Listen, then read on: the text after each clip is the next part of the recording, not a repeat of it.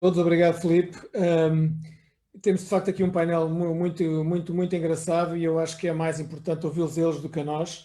Eu vou só criar aqui um bocadinho de contexto. A minha colega Filipa Pires de Almeida, que comigo trabalha no centro, também fará um bocado uma apresentação. Não queremos nesta apresentação demorar muito tempo para dar a volta àquilo que consideramos o mais importante para se passar nesta mensagem, mais do que falar de purpose ou de propósito. Eu não gosto muito da tradução, digo isto muitas vezes, não gosto muito da tradução de propósito, porque o purpose não é bem propósito. O propósito tem outro significado na palavra portuguesa.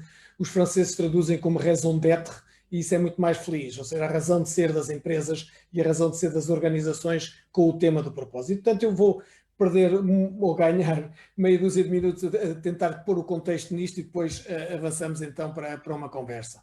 Eu ia então passar aqui os slides, em fazer o share screen disto.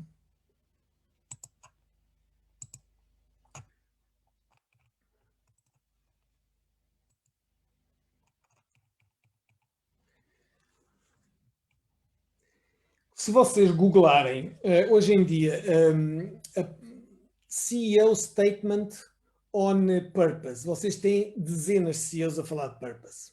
Eu trouxe para aqui o caso do Alan Jope, porque, enfim, é uma empresa que nós trabalhamos muito, porque eu respeito muito esta Unilever do ponto de vista do que eles andam a fazer neste mundo corporativo da sustentabilidade, e quando vocês veem uma coisa dessas, é uma empresa que está toda virada neste momento para falar do purpose, do propósito dentro das organizações. E porquê é que os CEOs estão todos a falar nisto? Se vocês, este senhor, que é um investigador de Harvard, é talvez a pessoa que mais tem investigado nos últimos 7 a 8 anos a relação direta entre o purpose e a financial performance. Okay? Uma empresa cada vez mais com este sentimento de propósito no seu ADN tem claramente um resultado virado para isto. E então o que ele concluiu neste estudo recente que fez, isto foi publicado no Harvard Business Review em setembro de 2020, é que claramente cada vez que eles falam em purpose tem um impacto. E esta é a razão fundamental porque os CEOs estão a falar de propósito. Os CEOs não são a Madre Teresa de Calcutá e, portanto, quando falam nisso, têm que perceber que, de facto, não há sustentabilidade ambiental ou social se não houver sustentabilidade económica. E, portanto, é importante perceber esta ligação à bottom line. E é por isto que vocês, hoje em dia, veem tanta gente a falar nesta questão do propósito. Nós publicámos e fizemos uma conferência digital na altura sobre isto, creio que foi em outubro do ano passado, publicámos esta Research Note, que se calhar eu até pedi à minha colega Filipa, se ela puder, ponha aí um link para a Research Note no chat, e nós aqui explicámos, foi uma Research Note em que tentámos explicar concretamente o que é que isto significava. E a nossa definição de purpose encaixa dentro deste contexto maior, que é aquilo a que nós chamamos de responsible business, que no fundo é também esta área de conhecimento que dá nome ao nosso próprio centro, Centro for Responsible Business and Leadership. E há 4 coisas que definem, na nossa opinião, um responsible business. A primeira são as empresas que colocam a sustentabilidade no centro das suas estratégias de negócio, mas do sentido holístico, que estamos a falar da sustentabilidade económica, social e ambiental. Sem sustentabilidade económica, as preocupações sociais e ambientais dificilmente aparecem.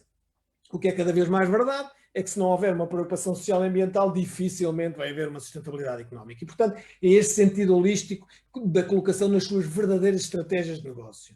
O segundo tem a ver com isto, com uma visão integrada dos interesses de todos os stakeholders. Esta noção em que a minha geração foi criada, que isto é tudo about shareholder value creation, os tempos e os desafios todos e o que vai aparecendo de evidências é que estamos a falar de um outro universo que não é só o shareholder.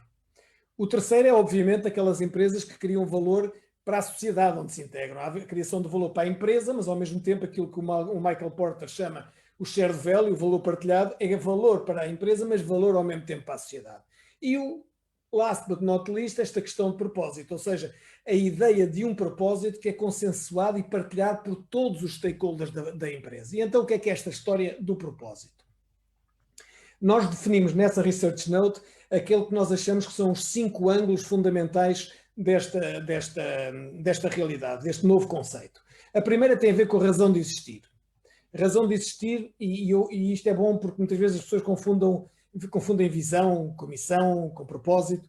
A visão é para onde vamos, é a maneira como nós vemos este tema. A visão é para onde vamos. A questão da missão é o que é que fazemos, E o propósito responde à pergunta de porquê que existimos, que é uma pergunta, o porquê, que inclusivamente do ponto de vista pessoal já é sempre uma pergunta complicada, do ponto de vista corporativo é uma pergunta desconfortável, porque ao primeiro porquê a tentação pode ser o acionista, mas ao segundo ou terceiro porquê já estamos a falar de alguém mais. E é isso que justifica a noção do propósito. Em segundo lugar, é esta ideia de que nos ajuda a tomar decisões. É um farol que orienta. Quando uma empresa como a Patagonia, que seguramente vocês já ouviram todos falar, a empresa de textos americanas, diz "We are in business to save the planet", isso está muito claro para os acionistas todos, para os stakeholders todos. Ou seja, não há um acionista que espere que um CEO desta empresa vá aprovar um investimento com um retorno de 15%, mas que polui um rio, versus um outro que só dá em 10%, mas não polui um rio. Isto está óbvio, ninguém vai censurar um CEO por tomar uma decisão destas. Portanto, é um farol na tomada de decisões. Depois é isto que é muito importante, que é um fator unificador que paira acima de todos nós. De todos nós stakeholders. É a consciência de que há algo que nos une e que vai para além de todos nós. Nós temos agendas conflituantes como stakeholders, obviamente que as temos, mas há aqui uma coisa que nos une e que paira acima de nós. E para um CEO isto é muito importante, porque se o CEO, cuja vida foi muito fácil até agora, porque era só responder ao acionista, se de repente lhe põe a olhar para tudo o que é stakeholder, é importante que ele tenha uma âncora para se agarrar, porque senão naturalmente isto vai voltar para o acionista. Portanto, esta vertente é importante. A quarta tem, obviamente, a falar de uma vantagem competitiva. Nós estamos a falar de vantagem competitiva, é esta vantagem competitiva que lhe vai garantir a tal vantagem única de criação dessa sustentabilidade económica. E entender isto como uma vantagem competitiva, que seja através da fidelização dos clientes, seja através de um preço maior a produtos mais sustentáveis, seja através de redução de custos pelos processos que são mais eficientes do ponto de vista ambiental, seja o que for, a criação da vantagem competitiva é fundamental, mas é uma vantagem competitiva sustentável, e aqui sustentável no sentido de perdura no tempo, porque é algo que é muito difícil de copiar a partir de... Porque às tantas já estamos a falar de cultura e processos, coisas difíceis de copiar. E finalmente esta ideia do ecosystem approach. Peço desculpa que o ecossistema está mal escrito, falta ali o Y. Entendimento de todo o ecossistema, incluindo as tendências futuras, à volta do qual as operações se efetuam. Portanto, não é entender só aquele universo mais ou menos à volta da empresa, mas é muito mais do que isso, ter esta noção abrangente deste sistema. E isto é tudo muito bonito, mas o diabo está nos detalhes. E como é que se implementa isto? E foi isso que nós tentámos nesta Research Note, que publicámos há 4 meses, tentar elucidar um bocadinho isto. E nós vamos andando agora à volta destes 7 passos que nós definimos como aquilo que achamos que é o fundamental na implementação, e à medida que eu for avançando neste processo de implementação, eu vou pedindo a contribuição dos nossos distintos convidados. Este modelo é um modelo que tem estes 7 passos, e é isso que eu vou tentar sucintamente, obviamente, porque eles estão muito descritos na Research Note, para quem tiver interesse depois em ver isso, mas tentar sumariamente tentar descrever cada um deles. O primeiro, estamos a falar do Commitment from the Top, e isto é verdade, o Commitment from the Top é verdade para este projeto, para este processo, para qualquer processo, isso já nós sabemos. Só que o Commitment from the Top, a maior parte dos processos, e eu trabalhei 30 e tal anos no mundo corporativo, tem muito a ver com uma questão interna. É preciso que o CEO se comprometa dentro da organização, mas aqui estamos a falar muito mais, estamos a falar de um compromisso para fora também. E essa necessidade desse commitment é ainda mais exigente. E se isso não for muito visível, é muito difícil depois tornar esta energia envolver todos os stakeholders. Daí da importância de cada vez mais os CEOs terem a capacidade de envolver, não só mostrar esse compromisso dentro da organização, mas também fora dela. Isto é uma das frases que nós, um dos papers que nós escolhemos para trabalhar na Research Note do SEL 2003, onde ele diz exatamente a importância do commitment para quem quer que seja dentro de uma organização, porque é isso que cria ele chama-lhe enduring influence on a company. Esse compromisso tem que lá estar sempre. E, portanto, para nós, sem isto é muito difícil haver qualquer processo de implementação de purpose, como é muito difícil haver qualquer processo de implementação do que é que seja. Portanto, esse commitment tem que lá estar clarinho, isso não tem dúvida nenhuma. O segundo é o bottom-up, o commitment tem que lá estar, mas depois temos que desenvolver isto dentro da organização, porque quanto maior o envolvimento de todos, obviamente isto é uma lapa aliçada, maior o compromisso na implementação. Nós sabemos que quanto maior for o envolvimento de todas as estruturas da empresa, mais fácil é implementar o que quer que seja. E esse envolvimento tem que existir praticamente from scratch, ou seja, do início nós temos que saber ter consciência de que só se constrói este propósito à volta de todos. Porque quando nós chegamos a um propósito comum, eu dou muito este exemplo porque eu acho que é muito feliz. Isto é como aquela história dos dois pedreiros que estão a partir pedra e perguntam-se ao primeiro o que é que está a fazer e ele responde: estou a partir pedra. E o segundo responde: eu estou a construir uma catedral. As empresas que são capazes de envolver os stakeholders, sobretudo os seus empregados, quando isto se constrói bottom-up, na construção de uma catedral, é gente motivada e gente que está alinhada com tudo isto desde o princípio. Esta noção de purpose with, ou seja, eu vou construir o propósito contigo, connosco, temos que estar juntos para construir esse propósito. Isto é uma frase que nós também tiramos de lá, porque sem o envolvimento, sobretudo do middle management, nada vai acontecer. E é um estudo muito engraçado, e é isto que eu trouxe hoje, que isto é deste tal senhor que eu vos falava há bocadinho, o Jorge Serafim, com outros, e que ele publicou ano passado. E isto, o que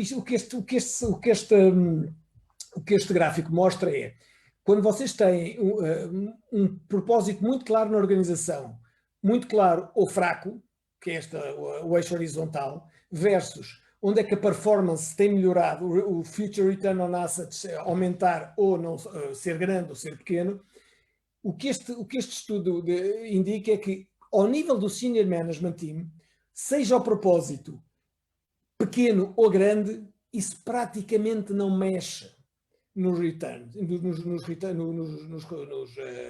retornos financeiros. Onde ele mexe essencialmente, e nós todos por experiência sabemos isto aqui é apenas no fundo provar do ponto de vista académico aquilo que, que o nosso estômago nos diz, que de facto com o middle management completamente enfocado nisto, ter um middle management que entende que está a construir uma catedral ou um middle management que não está para isso, é aí que se faz a diferença. E dito isto, eu ia passar ao terceiro passo, ao Stakeholder Dialogue, e ia pedir à Filipa que nos leve através disto. Está bem, Filipa? Muito obrigada, Nuno. Se calhar pode abrir o slide todo, isso, precisamente. Obrigada. Então, também aqui neste terceiro passo da implementação do Purpose, seguimos um bocadinho esta lógica que o Nuno também já estava a apresentar, não é? E aqui, quando falamos de Stakeholder Dialogue, falamos também deste esforço da empresa de compreender melhor todo o seu ecossistema. E isto inclui, portanto, todos os stakeholders e tentar também compreender quais são as expectativas de todos os stakeholders relativamente a este purpose da empresa, que será, portanto, aquele elemento que vai unir, portanto, todos os stakeholders e ajudar também à tomada de decisão. E, portanto, neste ponto é importante também que haja muita consistência e transparência naquilo que é o processo da criação do purpose e, portanto, ouvir, por exemplo, os colaboradores fazendo de uma forma coordenada, isto é, será que dentro da minha empresa eu tenho um espaço aberto para ouvir os colaboradores, por exemplo, tem um inquérito de satisfação, existe uma construção do purpose com os próprios colaboradores e depois o mesmo com, por exemplo, com os consumidores da empresa. Será que há um espaço para ouvirmos os consumidores, para recebermos feedback relativamente à relação que temos com eles ou ao produto que oferecemos? E o mesmo se aplica, por exemplo, aos suppliers, que também são stakeholders importantes. Existe consistência e transparência nesta relação com os suppliers. Nós conhecemos os nossos suppliers e conhecemos as suas práticas, sabemos se estão ou não alinhados com o purpose da nossa empresa. E depois também, por fim, e um stakeholder muito importante que falamos muito aqui, que são os shareholders, não é? Ou seja, existe também aqui um espaço para compreendermos e ouvirmos os nossos shareholders e estarão eles alinhados com o nosso purpose e com os nossos valores, ou estão eles só e apenas preocupados com os nossos resultados trimestrais, não é? E neste ponto também é importante, ou seja, que a empresa neste processo de implementação do purpose vá ouvindo, portanto, todas as partes interessadas e existe aqui também esta relação de confiança e de comunicação mútua. E se calhar passávamos para o próximo, Nuno. eu já ia passar para o próximo, mas não, nós agora gostávamos de ouvir o nosso tão esperado testemunho da Paula. Paula, e o que nós víamos era precisamente isto, não é? Ou seja, o Nuno apresentou esta parte do bottom-up e falamos aqui um bocadinho desta importância de ouvirmos todos os stakeholders, eventualmente trabalharmos até em parceria com eles na criação e na formulação do nosso purpose. Qual é que é a vossa experiência na VDA no que se refere a estes pontos que apresentamos? Obrigada, Filipa, e boa tarde a todos. É com muito gosto que estamos aqui para partilhar um bocadinho daquilo que é a nossa experiência. E só talvez um bocadinho, uma breve introdução para situar um bocadinho o ponto em que nós também estamos neste caminho. Aquilo que eu gostava de começar por dizer é que nós temos mesmo a convicção absoluta de que aquilo que verdadeiramente nos diferencia à VDA é a nossa cultura e os nossos valores. Aquilo que verdadeiramente nos dá uma vantagem competitiva prende-se com a forma como nós estamos na nossa profissão, com a forma como nos relacionamos uns com os outros, com a forma como interagimos com os nossos clientes e com a nossa comunidade. E nós estamos neste momento a finalizar aqui um processo de reflexão estratégica que fazemos de tempos a tempos, como é normal, e aquilo que sentimos neste contexto de hiperincerteza em que neste momento todos vivemos é que é crítico dar uma visibilidade reforçada a estes elementos que, por natureza, eu acho que nos preparam para qualquer cenário, para qualquer futuro. É aquilo que nos apetrecha melhor para dar resposta a venha o que vier, nós sabemos porque é que existimos, em que é que acreditamos e qual é a forma como nos comportamos e queremos estar. E por isso, neste momento, nós estamos muito empenhados em, no contexto deste exercício estratégico, fazer precisamente este caminho de afirmação de um statement of purpose. Eu e a minha colega Ana Luís de Sousa, que não sei se por acaso nos está a ouvir, fizemos até o curso, o Purpose Driven Business, o programa da Católica, precisamente estávamos bastante preocupadas com fazer aqui um caminho das melhores práticas e de seguir boas práticas neste caminho. E a primeira coisa que nos deixou muito satisfeitas foi verificar que este caminho de fazer as coisas bottom-up é de facto uma forma de estar e de conduzir aquilo que são processos verdadeiramente importantes que nós fazemos com muita frequência. E é isso que vamos fazer, vamos desencadear para já, e no contexto da aprovação deste plano estratégico que está iminente, desencadear este processo de envolvimento sempre das nossas pessoas. E isso é uma coisa que nós fazemos muito frequentemente e, portanto, eu acho que até será fácil fazer este caminho relativamente à afirmação de um Statement of Purpose, porque é uma coisa que nós tipicamente fazemos. E um exemplo recente que tenho disso é este próprio plano estratégico e os planos estratégicos anteriores, em que nós envolvemos de facto as pessoas de uma forma muito ativa e tipicamente um plano estratégico muitas vezes até é uma coisa mais reservada a um determinado núcleo de pessoas. Nós procuramos sempre constituir equipas transversais que envolvem pessoas dos vários níveis da organização.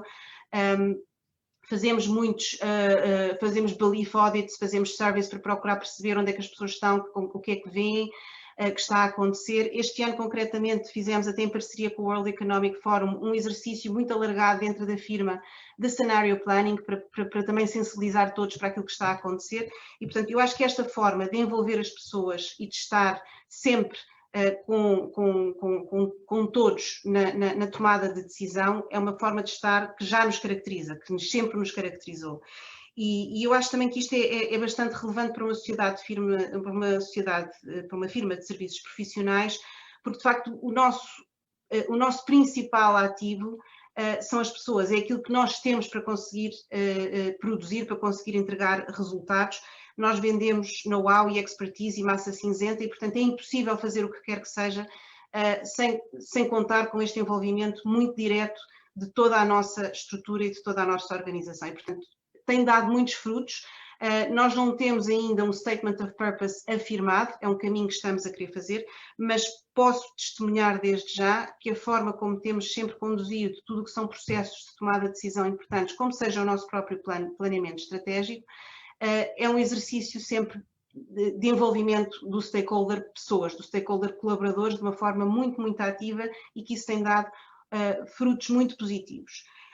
Eu gostava ainda de dizer que às vezes estas coisas, uma das coisas que ouvimos no curso foi que muitas vezes chegar a afirmar um purpose não é uma coisa que se escreve de repente numa folha em branco, é no fundo o reflexo daquilo que também já somos, é aquilo que queremos pôr em cima da mesa e comunicar para dentro e para fora, mas que tem que corresponder àquilo que já somos e que já fazemos. E também aí eu acho que é muito verdade que a VDA tem sido ao longo do tempo um player muito envolvido com vários stakeholders, não só com as suas pessoas, mas muito com os clientes, com os seus clientes, com a comunidade e claramente com os seus acionistas, com os sócios da própria organização e também aqui a nossa própria natureza como partnership, como uma sociedade de advogados, torna esta presença do stakeholder acionista muito marcante, porque há aqui uma confusão de papéis, há aqui um papel de acionista, mas que ao mesmo tempo, ou de sócio, mas que ao mesmo tempo é um sócio que é produtor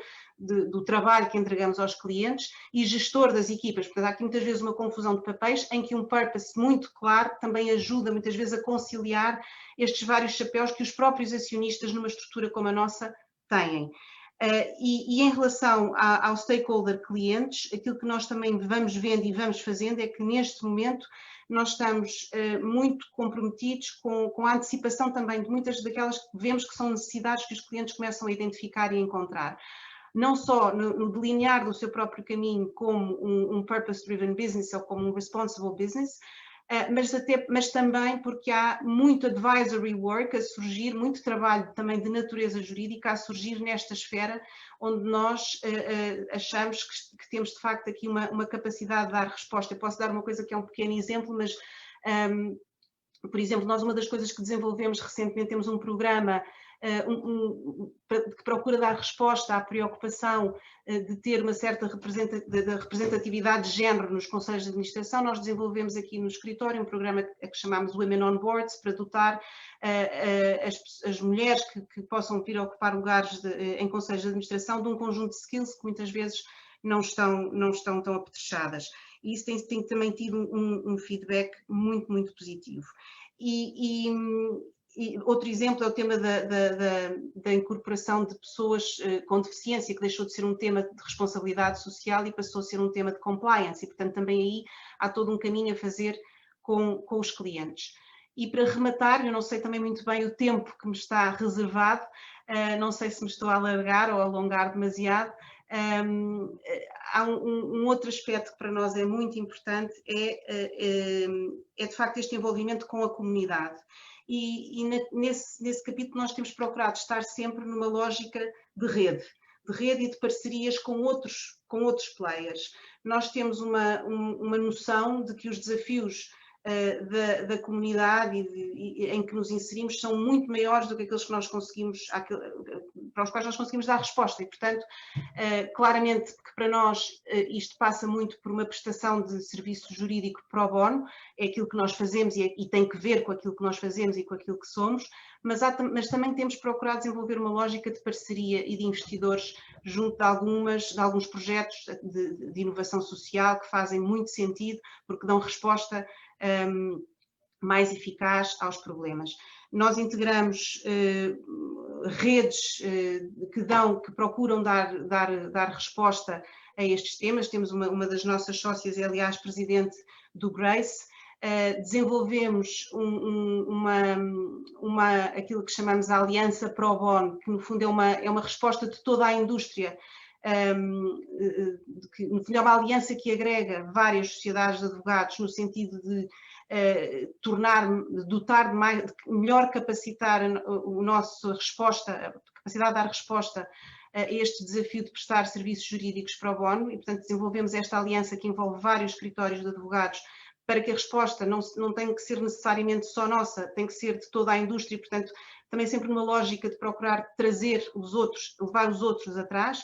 E no fundo, enfim, há aqui um envolvimento muito sério com estes vários stakeholders. Posso continuar a enumerar, mas se calhar vou passar a palavra, mas que no fundo eu acho que dão resposta àquele ponto da Filipa, de transparência e consistência. Eu acho que nós temos uma preocupação de consistência, ou seja, de estar junto de todos os stakeholders da forma como alinhada com a nossa cultura, de uma forma que é alinhada com a nossa cultura e com os nossos valores, e que é isso que também nos permite desenvolver a nossa atividade de uma forma muito diferenciada. Alguém me fez mute? Muito bem, Paula, muito obrigada. Eu acho que foi ótimo ouvi-la, porque são estes testemunhos que dão vida a estes frameworks, não é? E quando a Paula estava a falar, nós percebemos como é que isto depois se aplicando à realidade faz tanto sentido, não é? E estava aqui a focar no início, não é? Que estavam ainda aqui nesta fase inicial, precisamente do bottom-up e do envolvimento dos stakeholders, e que também ainda não tinham chegado ao Statement of Purpose, que será certamente o vosso próximo passo, e enfatizou aqui estes 3 pontos importantes, não é? Ou seja, ouvir os colaboradores, envolvê-los em todo este processo e envolvê-los também na tomada de decisão, e depois este caminho que se começa a formar também dentro da VDA, que percebemos que podemos ainda não saber muito bem qual é o nosso Statement of Purpose, mas conseguimos identificar que é um elemento conciliador e que junta partners e comunidades e clientes todos à volta de um conceito comum, não é? Que ajudará a empresa não só a descobrir a razão da sua existência, mas também a gerir-se de uma forma com mais propósito e com mais sentido para todos, e depois por fim este envolvimento com a comunidade, não é? Que é um reflexo e que alimenta o vosso próprio purpose, e acho que isto também ficou muito claro, e eu se calhar vou tomar a liberdade de, com uma citação da Paula, passar aqui ao próximo, que é o Statement of Purpose. A Paula dizia-nos: o purpose, no fundo, é o reflexo daquilo que nós já somos. E isto combina aqui neste ponto do Statement of Purpose, não é? E nós vemos aqui nesta citação que temos da Research Note, em que nós dizemos: "A purpose will only become real when a company's board of directors is able to issue a statement of purpose." E isto é muito real, ou seja, não é? Só quando nós percebemos qual é o statement of purpose, ou seja, quando ele está explícito e escrito ou comunicado, é que ele se torna real. E este passo é importantíssimo, não é? Ele envolve aquilo que o Nuno nos falou no início, que são estes 5 pontos que caracterizam o purpose e compõem o purpose da empresa. Portanto, é um papel que passa muito pelo top management que nós falávamos no início, não é? Ou seja, é responsabilidade do top management colocar cá fora este statement of purpose, alimentado pelos passos anteriores, né? Que a Paula também referiu, de ouvir todos os stakeholders e de envolver o bottom line, e é aqui que começa precisamente esta estratégia de comunicação do próprio purpose, ou seja, o que é que deve estar incluído no Statement of Purpose? Obviamente aquelas 5 características do purpose que falávamos no início e que são a razão de existência da empresa. Este Statement of Purpose vai obviamente guiar sempre o processo de tomada de decisão, vai unificar os stakeholders em momentos importantes, porque vamos ver explícito a razão de ser da nossa empresa, e isto vai nos ajudar a tomar decisões. E depois, obviamente, isto também está muito ligado à criação da vantagem competitiva e à visão que temos do ecossistema, como é que nós vamos ouvir e como é que vamos contribuir para o ecossistema, vamos revê-lo também no nosso Statement of Purpose. E antes de passar ao Gonçalo, que vamos ouvir já de seguida, também pronto, deixar claro que este Statement of Purpose deve ter algumas características, né? Ele deve ser significativo, ou seja, deve mostrar como é que afinal a empresa contribui para a sociedade de alguma forma, quer seja com objetivos sociais, ambientais, e deve espelhar totalmente, como vimos, a razão da existência, mas também deve ser autêntico, não é? Ou seja, não deve entrar em conflito com aquilo que são as práticas da empresa. Ainda hoje nós partilhávamos em equipa uma notícia que saiu sobre a BlackRock, em que diziam, então a BlackRock diz-nos que temos que investir verde, mas tem imenso carvão nos seus investimentos. E o Statement of Purpose, não é? também deve estar alinhado com isto, que é a cultura, a operação e aquilo que a empresa demonstra para fora, e deve também ter implícito este propósito de existência da empresa, que falávamos também no início, que implica também uma visão holística da sustentabilidade, ou seja, o purpose não existe só para cumprir objetivos sociais e ambientais, mas ele também deve ter implícito o lucro da empresa, não é? E por fim, ser sério, não é? E ou seja, a partir do momento em que temos um Statement of Purpose, o que é que nós como empresa também estamos a fazer internamente para garantir que o cumprimos? Isso também vamos falar mais à frente com as métricas e com os objetivos de performance. E nisto eu passo a palavra ao Gonçalo. Gonçalo, nós gostávamos muito de o ouvir, porque nos traz aqui uma perspectiva um bocadinho diferente deste contexto e ecossistema das startups, e nós vemos que hoje em dia há muitas empresas que quase já nascem com um statement of purpose na sua gênese. Isto é verdade ou não, Gonçalo? Qual é que é a vossa experiência assim no mundo das startups e do purpose? Muito boa tarde a todos, muito obrigado pelo convite, Nuno, Filipe, obrigado, Filipe, pela questão. Vou tentar trazer aqui um enquadramento mais do mundo do empreendedorismo e inovação, onde o risco é a palavra de ordem, não é? A incerteza. As startups, de facto, trazem, na nossa experiência da BGI, que é uma aceleradora de base tecnológica, trazem esta visão fundador, que tipicamente temos aqui dois tipos de perfis, ou um investigador que enfim, descobriu a pólvora e acredita que vai reinventar um mercado, enfim, produzir uma solução disruptiva e que acredita muito. E, portanto, há aqui um certo wishful thinking, não é? Enfim, de um académico que se lança para o mercado e de facto, a sua razão de ser é esta crença, não é? Este belief de que vai conseguir mudar o mundo, parte muito dos próprios valores pessoais e das ambições. E depois temos outro tipo de empreendedor que eu diria mais seasoned, mais maduro, que teve num ambiente mais corporativo, que já tem mais cabelos brancos e que sabe perfeitamente quais são os desafios de vender, de operações, enfim, de logística associada a uma empresa, de pagar salários, mas que de alguma forma tem aqui uma vontade, se calhar implícita, que muitas vezes nós não conseguimos verbalizar no nosso dia a dia, de concretização e de self-fulfillment, portanto, de autorrealização. Há algo que nos falta, não é só o dinheiro, as crianças estão educadas, a casa está paga e, portanto, há aqui um certo apetite pelo risco, um certo apetite por algo mais que Deus nos disse: não, tu vais fazer isto porque tens, enfim, de concretizar aqui algo para te sentir pleno. Estes dois tipos de empreendedores, se eu puder colocar em duas prateleiras e simplificar ao máximo, é o que nós vemos no mundo do empreendedorismo. Graças a Deus, eu costumo dizer que estes empreendedores, nem um nem outros, têm uma noção exata, perfeita da realidade, porque se tivessem, nunca se atirariam para uma startup, porque de facto estar num meio, enfim, empresarial já é difícil, mas estar num meio de empreendedorismo e inovação, onde a palavra de ordem é incerteza, desde financiamento, desde recrutamento, desde não conseguir pagar salários, desde, enfim, a tecnologia poder falhar, desde fatores exógenos como pandemias que atiram pelo ar. No outro dia dizia um dos nossos, enfim, fundadores, tinha uma ronda de capital de 1,2 milhões de euros fechada e mal, enfim, a pandemia começa a provocar alguns estragos. Um dos investidores líderes que estava a encabeçar o consórcio de investimento saltou fora, um alemão, e portanto todos os portugueses que estavam a bordo desse consórcio também, enfim, depois não conseguiram terminar a ronda, e portanto ele ficou depauperado e, enfim, teve de reestruturar a empresa. Portanto, de facto, há aqui uma certa, no caso do empreendedorismo, eu chamo de uma certa loucura, ingenuidade e desconhecimento que nos leva a fazer coisas que, de outra forma, se tivéssemos uma noção perfeita, muito fina e fidedigna da realidade, nunca faríamos.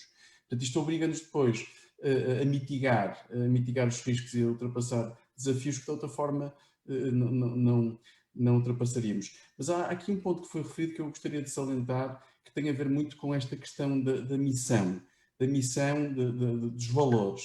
Na execução da atividade empreendedora, nota-se perfeitamente algumas nuances na negociação de contratos, na execução, na seriedade da entrega da promessa ao investidor, e como é que os promotores conseguem, enfim, arranjar formas de entregar, porque no fundo isto, todos os promotores mentem. Os americanos dizem every entrepreneur lies sem ter consciência disso.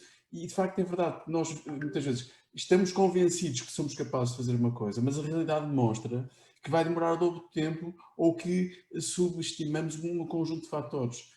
Tendo dito isso, a questão dos valores, para mim, no purpose, é uma questão muito, muito importante. Mesmo que, muitas vezes, um dos grandes desafios aqui no meio do empreendedorismo é, de facto, estes atrasos.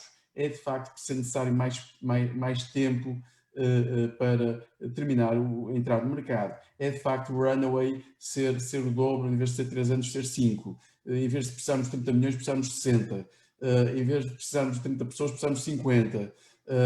Depois há aqueles fatores exógenos de que a Google entra no mercado e, portanto, o mercado, temos de pivotar. É aqui um conjunto de transformações que o desafio é a gestão emocional e, portanto, financeira, digamos assim, deste balé ou desta orquestra que é muito complexa e que não é seguramente o dinheiro que nos move inicialmente. É claro que há um sonho quando se arranca que vamos todos ficar ricos e que vai ser um espetáculo e, portanto, vamos criar muito emprego e, portanto, esta missão no meu caso, eu costumo pensar que se pagarmos muitos impostos, vamos ter um melhor país. E as pessoas dizem-me sempre, és completamente parvo, és completamente louco em pensar dessa maneira. Nunca nenhum empresário pensou que pagar impostos é uma coisa boa. Mas eu ainda acredito que possa ser, e se pagarmos muitos impostos é porque estamos a faturar muito e estamos a ter lucros e, portanto, desta forma encontro algum conforto mental nesta atitude.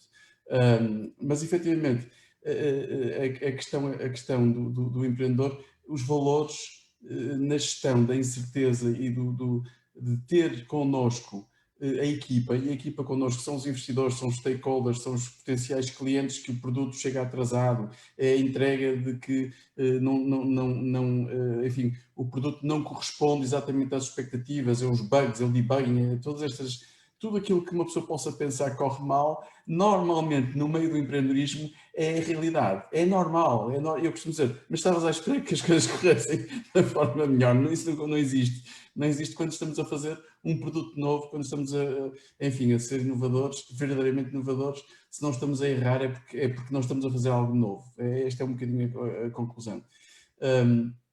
Mas tendo dito isso, eu gostava de dar aqui um exemplo. É que há uns 2 anos fizemos, agora com a questão dos SDGs, o Climate Kick, uma rede europeia do EIT, portanto, do European Institute of Technology, fez um estudo porque perguntávamos se as empresas que estão mais ligadas, por exemplo, agora aqui ao purpose de aquecimento global, mitigação, etc.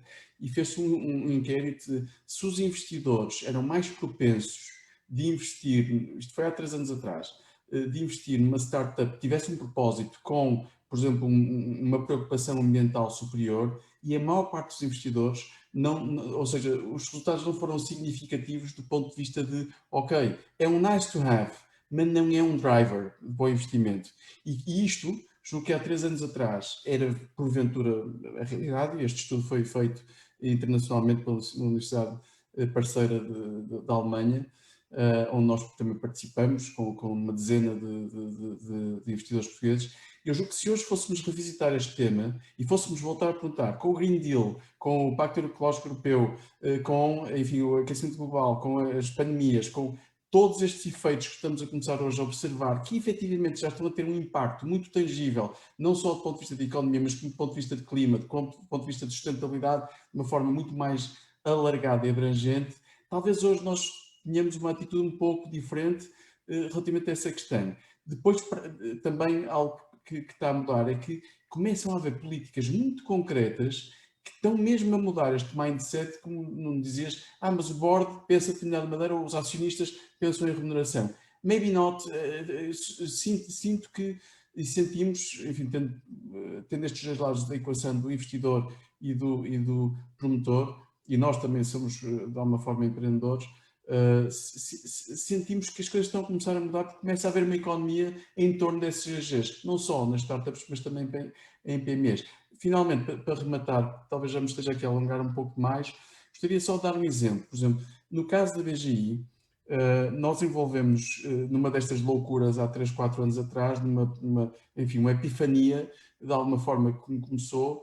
O Presidente da Câmara de Idenha, a Nova, foi-nos apresentado e tinha uma visão de que Idenha podia ser um dos grandes, enfim, Idenha, tanto junto a Castelo Branco, uma zona super rural, super depauperada, que perdeu 70% da sua população em 40 anos, que poderia ser, enfim, aqui um game changer na agricultura sustentável e tudo mais. E a verdade é que o Presidente da Câmara, o engenheiro Hermes Jacinto, aos poucos, com a sua visão de que efetivamente podia ser uma das grandes showcase a nível mundial, esta sua visão de ser um demonstrador a uma escala de milhares de hectares para todo o mundo, que era possível ser feito, eu confesso que nos contaminou. Portanto, se no empreendedorismo eu podia destacar uma característica, é esta característica de nós conseguirmos, com a nossa epifania ou loucura, de alguma forma, convencer outros de nos arrastar. E hoje, passados 3 anos de termos lançado um acelerador num setor que nem sequer era um foco prioritário para nós e que, enfim, tínhamos imensas pressões do MIT dizer, pá, não avança, isso é muito arriscado, isso não é? Algo nos disse de nós, quase como um chamamento de Deus, temos de fazer isto. E fizemos, e hoje temos resultados muito, muito interessantes. Foram investidos cerca de 60 milhões de euros por investidores internacionais, que porventura também serão um pouco, passa a expressão, um pouco loucos, e de facto eu insisto nesta questão de loucura, porque efetivamente para fazer algo diferente, muito diferente, é preciso ter aqui uma dose de algum indiscernimento, diria eu, e de acreditar que algo diferente é possível ser feito. Pronto, deixo este pensamento de incitação então aos boards serem um pouco mais loucos nesta transformação.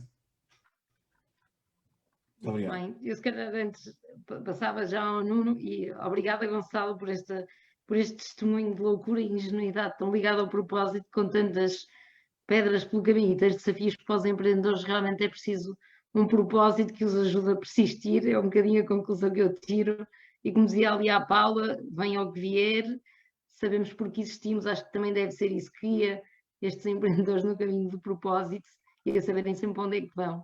E passo a palavra ao Nuno. Tá. Tem que fazer. Obrigado, Filipe. O meu propósito é acabar às 6 e, portanto, eu vou tentar passar basicamente a palavra ao Zé. Só queria aqui lembrar, porque para todos vocês tiverem muita curiosidade sobre isto, a Research Note diz lá tudo. O outro passo que nós temos 3 últimos passos neste processo de implementação. Primeiro é a noção do Champions. É evidente que dentro da empresa tem que haver quem sejam verdadeiros agentes de implementação, controle, feedback constante ao top management. E é muito importante que se defina essas áreas que deve ser o envolvimento de toda a empresa, de todos os stakeholders, de maneira que isso seja uma realidade. Esta é uma das frases que eu escolhi, que está lá na Research Note, e que, sobretudo, esta noção de que tem que envolver, de facto, não apenas um setor, mas todos. O pior que pode acontecer nisto é entregar-se isto ao departamento de sustentabilidade, ao departamento de... Não, isto tem que envolver a empresa toda. Portanto, este é o outro passo. E, finalmente, os 2 últimos passos que têm a ver com as métricas, esta máxima de gestão, what doesn't get measured, doesn't get done, e, portanto, estas métricas ligadas ao propósito têm que estar muito, muito claras na organização, alinhadas sempre com estas ambições do propósito, mas quando se diz alinhadas, estamos a falar de tudo, estamos a falar, repito, isto é o core business da empresa, portanto, estamos a falar de estratégia, estamos a falar de operações, estamos a falar de pessoas, daquelas coisas que são no fundo o núcleo central da implementação de qualquer ambição de uma empresa. E finalmente, o last but not least, isto tem que mexer no bolso das pessoas, porque se não mexer no bolso das pessoas é complicado. Portanto, entender se os nossos processos promovem estes comportamentos e se estão ligados ao cumprimento é essencial. E, portanto, se não houver esta ligação aos incentivos, eu lembro perfeitamente, eu trabalhei muitos anos no mundo da energia, sobretudo questões nucleares, como as questões dos acidentes, só começaram a ser verdadeiramente parte da cultura da empresa quando o impacto de remuneratório era grande. Se alguém tinha direito a receber 100, passava a receber só 80 porque houve um acidente de trabalho um acidente qualquer ligado ao ambiente. E é isso que falta muitas vezes dar, esse passo de criar isto ligado a estes tais incentivos.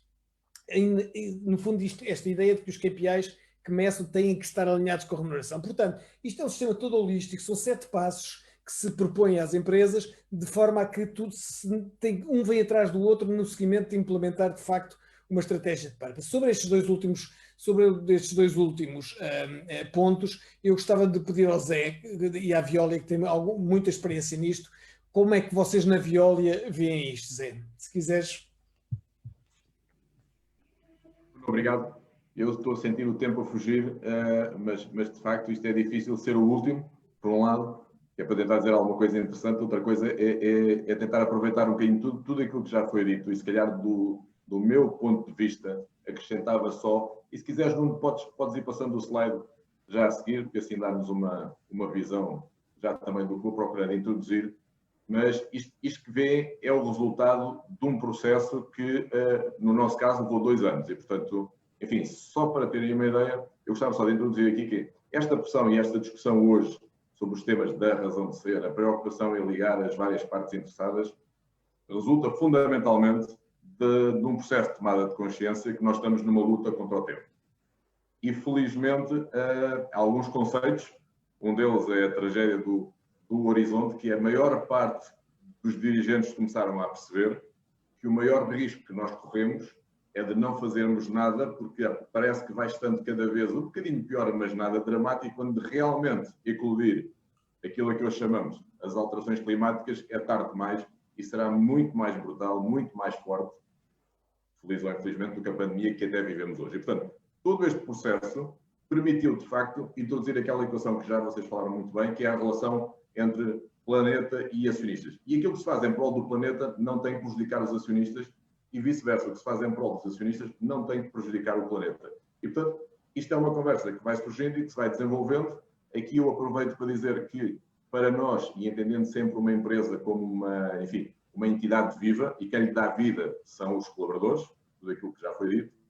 No nosso caso, são 170 mil colaboradores, espalhados por mais de 50 países, que necessariamente se ligaram a tentar tornar uma realidade aquilo que é a nossa razão de ser. E, portanto, este processo leva 2 anos, envolve cerca de 5 mil pessoas. Aliás, como eu não dizia, eu estava a ouvir o processo que o Nuno ia explicando e foi tudo um bocadinho assim que fomos seguindo.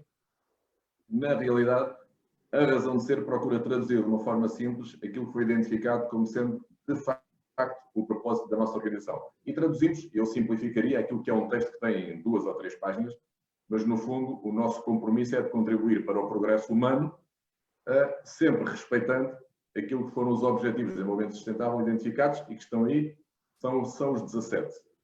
Aonde é que se junta isto? Junta-se sobretudo com a tomada de consciência de que a prosperidade de qualquer empresa ou entidade viva está intimamente ligada à sua utilidade. E a sua utilidade, nós tendemos a pensar só nos clientes, mas de facto a sua utilidade é alargada a várias partes interessadas. No nosso caso, claramente foram identificadas 5, e portanto tudo o que é planeta, sociedade, clientes, colaboradores e acionistas.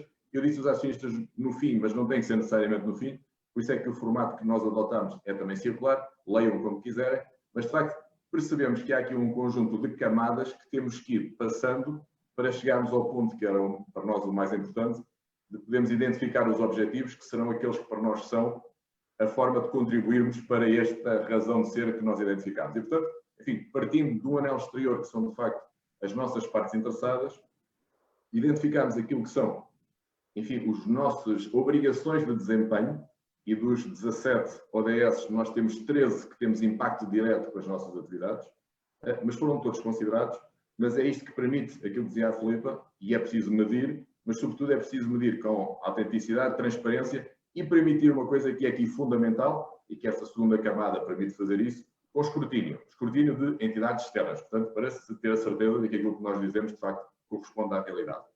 Necessariamente, depois, dentro daquilo que foram as áreas que nós identificamos como fundamental, há, de facto, aqui 5 compromissos principais.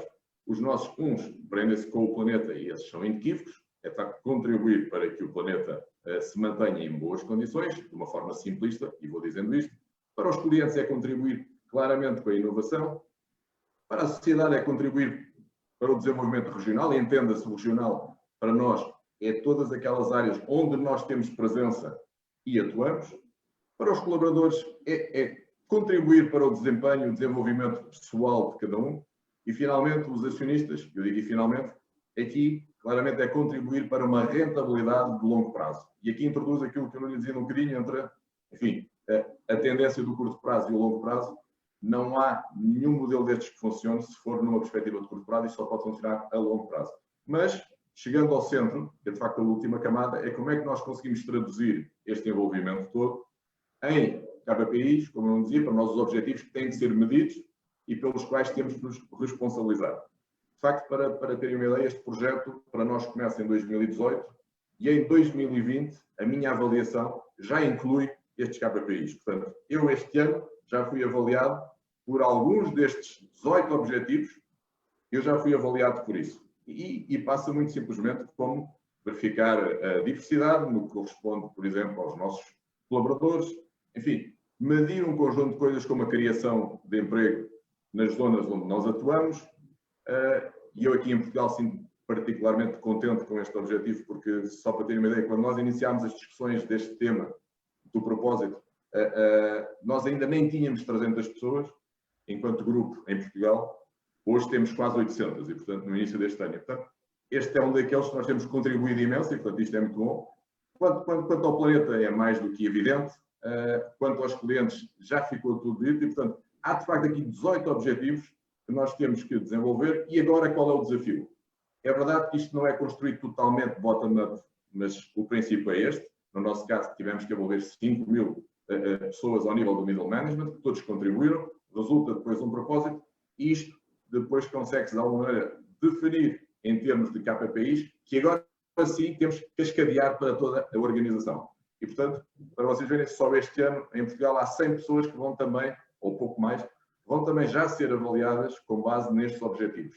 E, portanto, é assim que isto se propaga e se desenvolve. Aqui o tema que eu acho que é absolutamente crucial é poder ser feito de forma, enfim, o autêntico se calhar é a parte boa disto, é ser feito de forma a que nunca possa ser entendido como greenwashing, e isto de facto é o grande risco, e aqui este risco é bom porque isto está diretamente ligado à reputação das companhias, e a reputação é identificada de facto como o maior risco de uma empresa. Não há outro tão grande como este, e portanto este é aquele que nos leva sobretudo a criar condições de que qualquer indicador que possa ser utilizado, ele é totalmente escrutinável e, portanto, e nesse sentido é avaliado. E é assim que isto é medido. Para vocês terem uma ideia também no nosso caso, dado que somos um grupo cotado em bolsa, hoje em dia estes indicadores também já são todos avaliados por entidades específicas. E, portanto, enfim, é um sistema, todo ele está intimamente ligado. Aqui a questão é, voltando um bocadinho ao início, quase como eu começava, é como é que se cria um sistema que possa envolver todos os colaboradores e que possa ser transmitido àquelas que são as partes interessadas, que se possam também aperceber disso e valorizar isso. E, portanto, no fundo, este é um bocadinho o nosso desafio. Zé, muito obrigado. Fantástico. É muito bom ver o nível de desenvolvimento destes. Vocês depois acabam por, as grandes multinacionais, arrastar toda a cadeia de valor, e isso é muito bom. Eu digo muitas vezes que, e isto aqui é uma prova viva disto, eu não acredito em estratégias de sustentabilidade. Sustentabilidade é a estratégia, e quando tu olhas para isto é sustentabilidade como estratégia, porque toca tudo, incluindo as métricas e incluindo a remuneração variável que cada um tem direito a receber. Portanto, chapou para a Veolia, que está a fazer um caminho fantástico e com isto seguramente a criar exemplo para outros. E, portanto, dito isto, para mim, da minha parte, resta-me agradecer